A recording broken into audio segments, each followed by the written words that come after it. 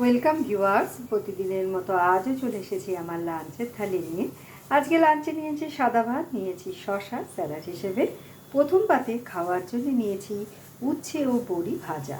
প্রথমে বড়িগুলোকে ভেজে তুলে নিয়েছি। ওই তেলের মধ্যে কালো জিরে ফোড়ন দিয়ে উচ্ছেগুলো দিয়ে নুন হলুদ ও সামান্য মিষ্টি দিয়ে ভেজে সবার শেষে ভেজে রাখা বড়িগুলো হাতে গুঁড়ো করে দিয়ে আমি এটা তৈরি করেছি।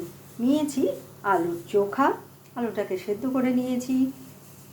কড়াইয়ে সর্ষের তেলে শুকনো লঙ্কা ফোড়ন দিয়ে ওর মধ্যে বেশ খানিকটা পেঁয়াজ কুচি ভাজা ভাজা করে নুন হলুদ লঙ্কার গুঁড়ো ও সেদ্ধ করে রাখা আলু দিয়ে আমি আলুর চোখাটা বানিয়েছি। তার সাথে খাওয়ার জন্য নিয়েছি মসুরির ডাল, যেটা আমি ঢ্যাঁড়স দিয়ে রান্না করেছি।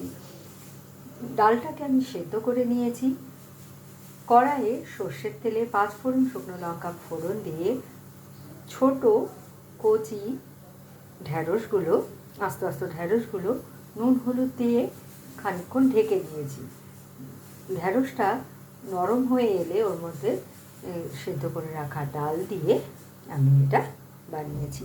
নিয়েছি পার্শে মাছের একটা পাতলা ঝোল, আলু কাঁচকলা দিয়ে ফোড়নে দিয়েছি জিরে আর আদা জিরে বাটা দিয়ে আমি ঝোলটা রান্না করেছি। আর শেষ পাতে খাওয়ার জন্য নিয়েছি টক দই।